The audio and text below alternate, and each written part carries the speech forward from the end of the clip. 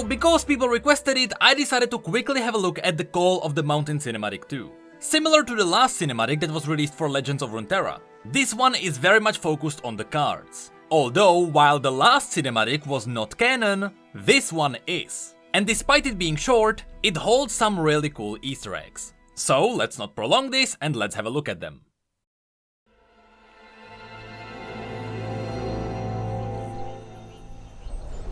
Right at the beginning, there is a very stupid Easter egg, but I still want to mention it. If you listen to the background, you can hear what sounds like frogs, despite us never seeing a single frog on Targon. But that's not the point. The sound these frogs make is the exact same sound effect you can hear at the background of the Spirit Blossom event, when you are in Cassiopeia's shrine. The sound effect in the cinematic was just pitched up a little bit.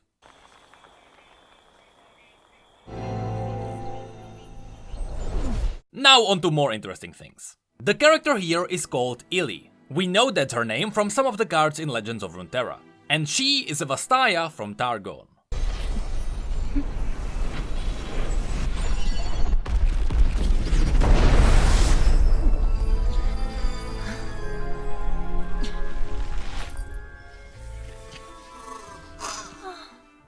She then witnesses a star fall from the sky, but when she approached it, she found out it's a Stellarcorn.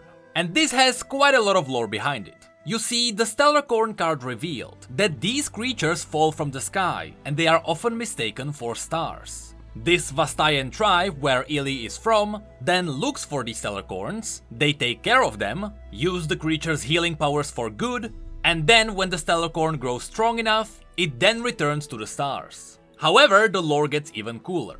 We know that when Soraka arrived on Runeterra, she ended up in Targon, and according to her lore, she stayed with the Vastayan tribe, and she taught them how to use her celestial healing powers. Now, the theory goes that these Stellarcorns, which are often mistaken for stars, are actually called down by Soraka. We know that Soraka can call down stars, and so, because she wants to help mortals on Runeterra, it makes sense for her to call down Stellarcorns, who help mortals with their healing powers, only for the mortals to take care of them and return the Stellarcorns to the stars. So it is entirely possible that in the game, Soraka is just throwing down unicorns.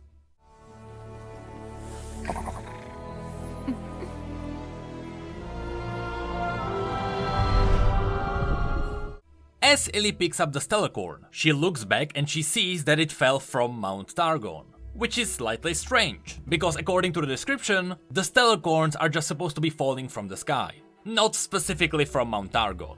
So the light on the mountain she just saw could either be the other Stellarcorns, as you'll see at the end of the cinematic, or this could have been just a signal from Soraka. Because once again, these Vastayan goat people are taking care of the Stellarcorns, and they make sure they return to the stars, because that's what Soraka taught them. In fact, let me quickly play you a couple of voice lines from Illy. From these, you will see what I'm talking about. She even mentions returning the stars, by which she means the Stellarcorns. Did you ever meet a grown-up star? We'll put you back where you belong. I've returned 2 stars this week. How did you get to know so much about stars, Soraka? I can't wait to see them when they're all grown up. Look, Ladari, I've gathered stars to return.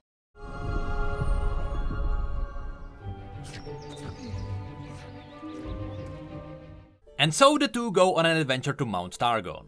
And you'll see that many of these places are inspired by art that is on Universe.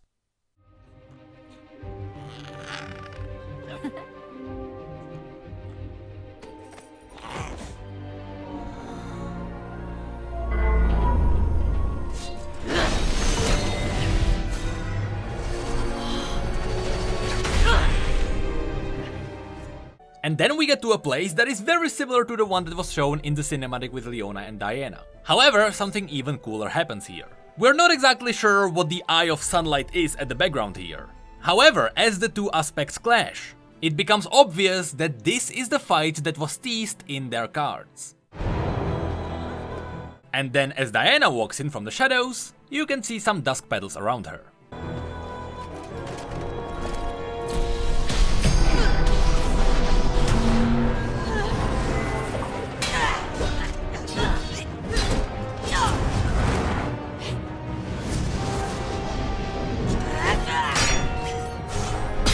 Really cool Easter egg here, as Diana gets disarmed, you can see Ellie's reflection in it.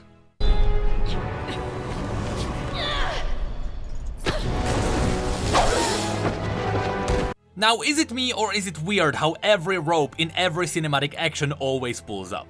I'm pretty sure there is supposed to be some kind of counterweight on the other side for this to work. But hey, it worked. But then, despite Diana being disarmed, she managed to get her blade back, because here you can see her fighting with it.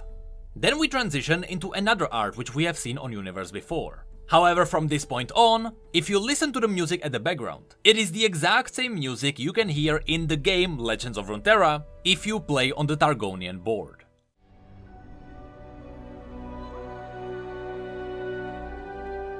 Interestingly, in this next shot, not only does this path remind me of Tariq's card, but also in the background when you have a look at Tariq, you can see how he points towards the peak of Mount Targon. This could be a reference to the fact that Tariq is helping travelers reach the peak.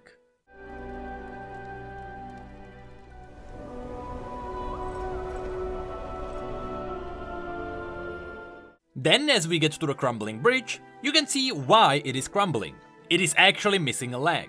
Also, if you look at the background here, you can see these circles stuck in the snow, but later you'll see that they will come alive.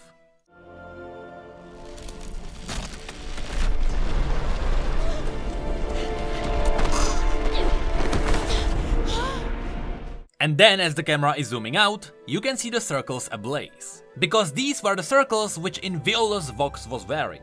Of course, this is one of Aurelian's brethren, which could be why Inviolus Vox has these circles around him. Perhaps just like Targonians enslaved Aurelian by giving him the crown, maybe these circles are enslaving Inviolus as well. Either way, although this may seem to be matching his card, there is one difference, and that's the fact that in the background you can't see other dragons. You can see those in the card.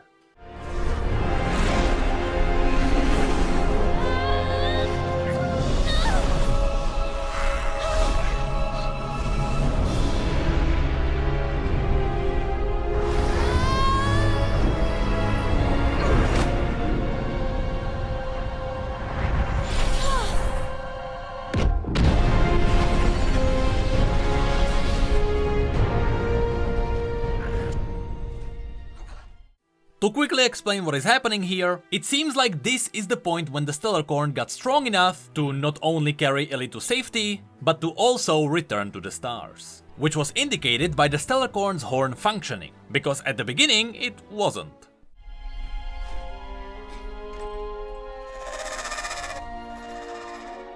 Then, as we get to this area, which we have actually never seen before, I assume that this place will get more lore when Soraka becomes a card. But anyway, here at the background you can see other Stellarcorns, who for some reason were waiting for this one to return, so that together they could return to the stars.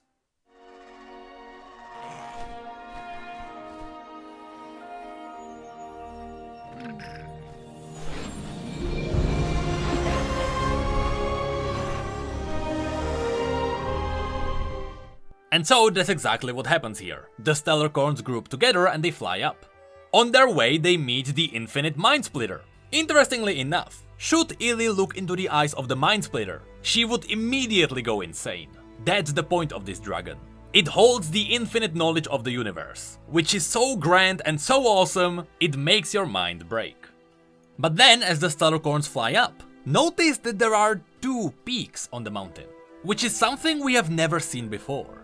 On the first peak that is a little bit lower, that's where the Arbiter is. So, interestingly, even though we thought that the Arbiter of the peak, you know, standing up to his name, would actually be on the very peak of Mount Targon, but that seems to not be the truth. Maybe he is only the gatekeeper of the peak, because as the Stellarcorns fly even higher, they reach the absolute peak. And since we know that Targon is supposed to work as a gateway to the celestial heaven, maybe this other, real peak is what serves as the gateway.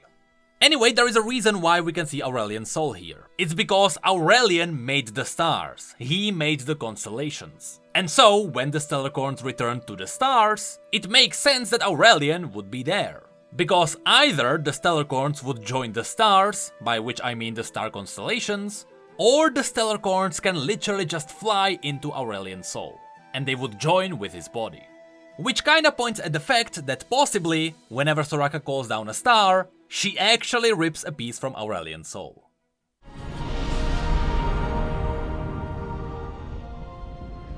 And lastly, in this final scene, we can see what people see Aurelian's soul as. He is not this giant physical dragon. He is actually half merged with the stars. That's why he is mostly translucent here.